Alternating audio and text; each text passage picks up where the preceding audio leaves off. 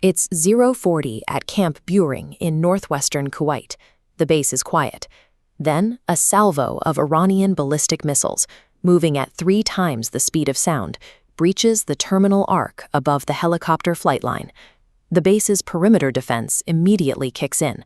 A Patriot battery radar paints the incoming contacts and starts launching PAC-3 MSE interceptors in pairs into the pre-dawn sky.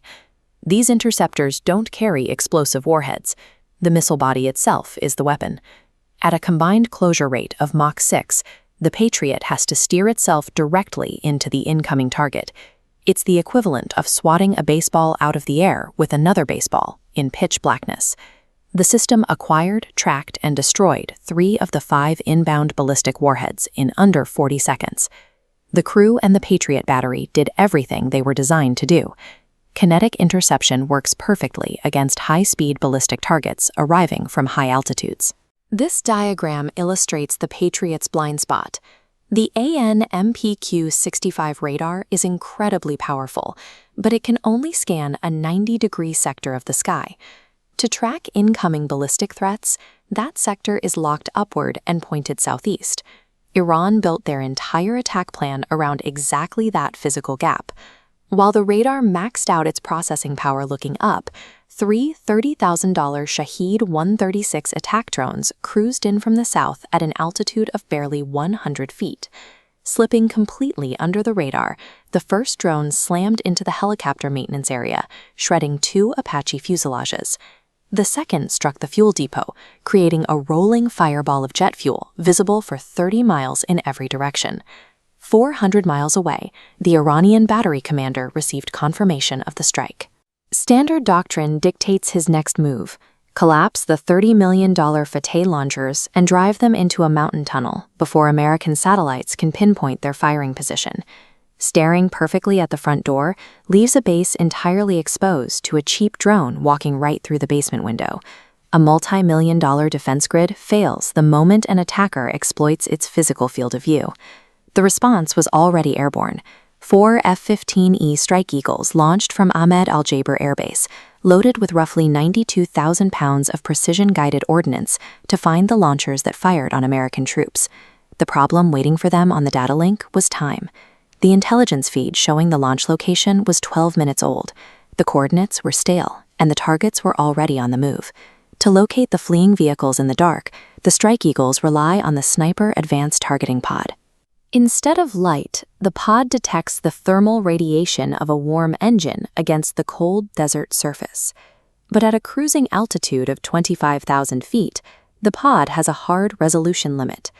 The weapons systems officer can see a heat bloom, but cannot verify if it's a multi-million-dollar missile launcher or a civilian delivery truck. To get positive identification, they have to descend.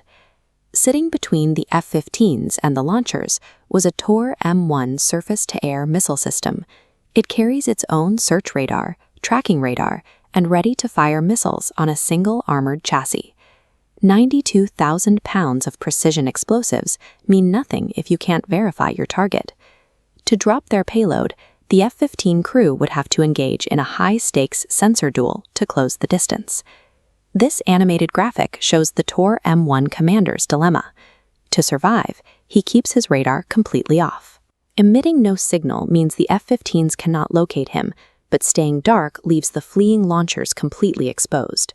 The Strike Eagle pilot decides to force his hand. He pushes the nose down, plunging from 25,000 feet straight toward the search area. The provocation works. The TOR commander panics and flips his system active, painting the descending fighter jet with a continuous fire control radar track.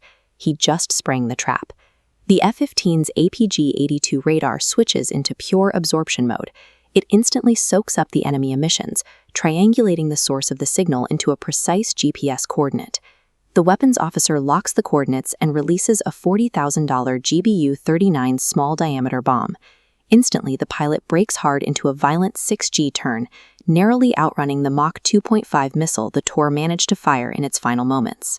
The exact second you'll emit an electromagnetic signal to attack a technologically superior force, you hand them the exact address for your own destruction. With the air defense system completely removed from the board, the the Strike Eagles safely descend to 15,000 feet. At this altitude, the targeting pod's resolution sharpens immediately. The infrared display clearly reveals the outlines of two vehicles. The IRGC crew had parked their still-hot Fateh launchers nose to tail, just 1 kilometer short of safety inside the mountain tunnel. The F-15s release 2,000-pound GBU-31 JDAMs.